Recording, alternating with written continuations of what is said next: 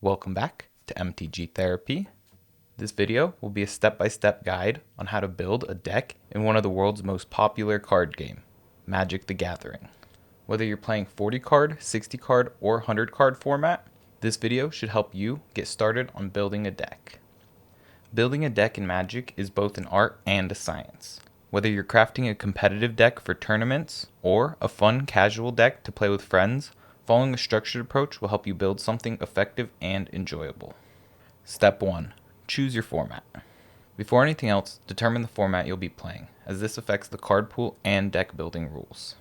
The most common formats include Standard, which is a 60 card deck using recent sets, Modern, a 60 card deck using cards from 8th edition and onward, Pioneer, 60 card deck using cards from Return to Ravnica onward, Commander, a 100 card singleton deck with a legendary creature as your commander, and Limited, a 40 card deck built from a pool of randomly opened packs. This would be like a draft. Each format has its own banned or restricted list and metagame considerations. Step 2. Pick a theme or strategy. A deck should have a clear, consistent strategy. Some common archetypes include aggro, or aggressive, which is fast, low-cost creatures to overwhelm opponents quickly. Then there's control, which you'll want to disrupt opponents and win through card advantage and powerful spells. Then we'll have mid-range, a balance between aggro and control, using strong creatures and interaction. Then there's combo. You'll want to assemble specific cards to create a game-winning interaction. In Commander, you'll also want to consider your commander's abilities when deciding a theme. Step 3. Choose your colors. Magic uses 5 colors, each with its own strengths. White will be for protection, life gain, small creatures, and board wipes. Blue will be for counterspells, card draw, and control elements. Black will be for removal, discard, and graveyard interactions. Red will be for direct damage, fast creatures, and chaos effects. And green will be for ramp, big creatures, and mana fixing. You can play monocolored for consistency, 2-colored for synergy, or 3+ colors for more variety, but that may come with potential mana fixing challenges. Side note, for a commander deck, you'll only be able to use the colors from within your commander's color identity. A helpful tool to use for picking your colors is the color pie. This will show how colors interact and where their strengths and weaknesses lie. Step 4. Build your card deck list. A typical 60 card deck follows this structure. 24 lands. This ensures consistent mana production. 8 to 12 creatures. This is the backbone of most decks. Aggro decks typically run more creatures, and control decks typically run fewer. 8 to 12 spells. This includes removal, counterspells, burn, or other interactions. And lastly, you'll want between 4 to 8 utility cards. These would be enchantments, artifacts, planeswalkers, or other support cards. For a 100 card deck built around a legendary commander, the common breakdown is 35 to 40 lands. You'll want to adjust based on curve and ramp. 10 ramp spells, things like artifacts or creatures that tap for mana, like Lana War Elves. 10 card draw or tutors. This will ensure you keep drawing useful cards. 10 removal or interaction cards. This will be spot removal, board wipes, or counter spells. And between 30 to 35 thematic cards. These will be the core to your deck's strategy. So we want to put in cards that help with the strategy that you determined for your deck. And lastly, let's break down 40 card decks. Limited formats like Draft and Sealed require a minimum of 40 card deck, typically built from booster packs. A good 40 card deck usually follows this structure. 17 lands, this is standard for most limited decks. 15 to 17 creatures. A strong creature presence is crucial. 6 to 8 non-creature spells. Removal, combat tricks, or card draw. Key principles for 40 card decks. Stick to 2 colors. Splitting mana across more than 2 colors makes consistency difficult. Low curve aggression wins. Prioritize a good mana curve with creatures at 2 to 4 mana. And lastly, removal is key. Draft removal spells when possible to deal with threats. Always consider synergy. Cards should work together toward a common goal. Step 5. Optimize your mana base. A deck's mana base is crucial for consistency. Here's how to optimize it. Use dual lands. If you're playing multiple colors, lands like shock lands, fetch lands, or check lands can help smooth your mana curve and ensure you have the right colors when you need them. Include ramp. For green decks, use spells like Cultivate, Kodama's Reach, or mana creatures like Lana Wars or Birds of Paradise to accelerate your mana production. For non-green decks, use artifacts like Soul Ring, Arcane Signet, Talisman of Progress, or Fellwar Stone to ramp your mana early. And lastly, balance land count. Too few and you'll be mana starved. Too many and you'll be mana flooded, which means you're only drawing lands when you really need spells. Here's some mana base rules of thumb. For 60 card construct decks, for aggro, you'll usually want between 20 to 22 lands. Low curve, fast deck. Mid-range decks, you'll normally want between 22 to 25 lands. Balanced mix of creatures and spells.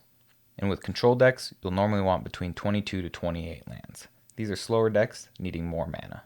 For commander, if you want a high mana curve deck, you want between 30 to 40 lands plus other ramp cards. This is for bigger spells and a slower game plan. Mid mana curve decks usually have between 36 to 38 lands plus ramp cards. This would be for a more balanced play style. And then for low mana curve decks, you want between 33 to 35 lands, also with ramp cards. And this would be for faster decks. For a side note, a 2-color deck typically needs fewer mana fixing lands than 3 to 5-color decks, which require a strong mix of dual lands and ramp. Step 6. Test and adjust. After assembling your deck, you'll want to test it through playtesting. You can use things like Goldfish, where you play against an imaginary opponent to see how your deck flows. You can play with friends, so you can test a real opponent and get feedback. And lastly, you can use other online tools. Platforms like MTG Arena, MTG Go, or Cockatrice can help refine your list.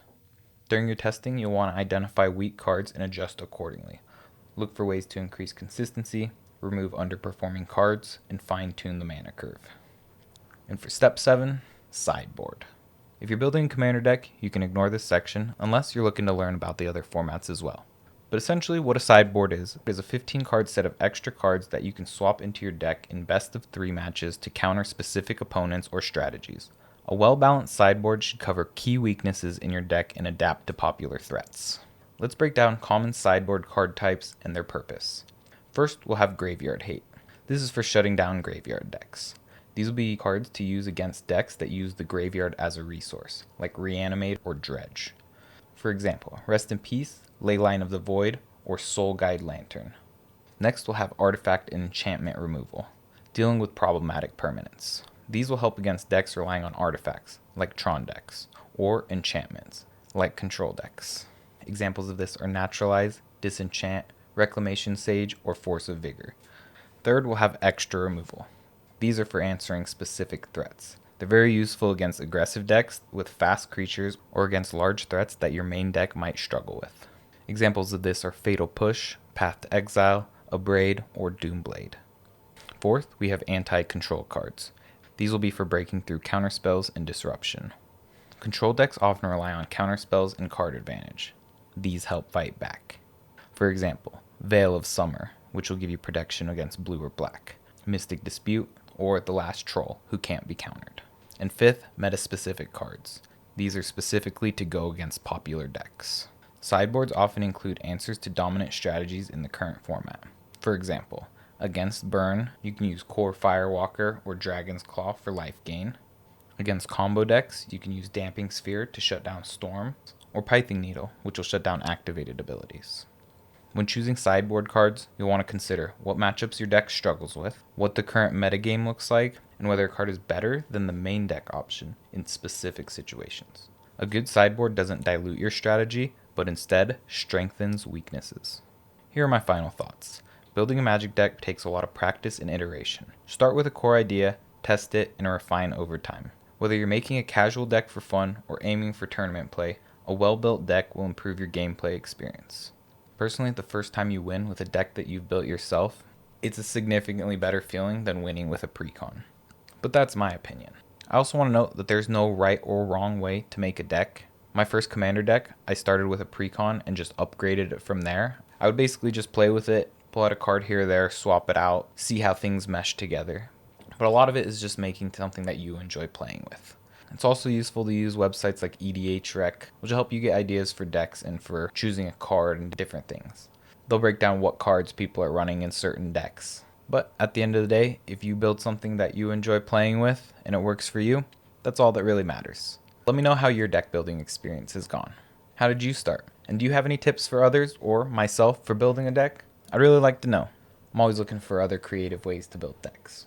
But if you made it through this whole video, I really hope that it helps you in your deck building journey and it leads to many victories for you in the future. I really appreciate you for watching. If you enjoyed this or if it helped you out even a little bit, make sure you leave a like, comment, and subscribe. I'll see you in the next one. Peace.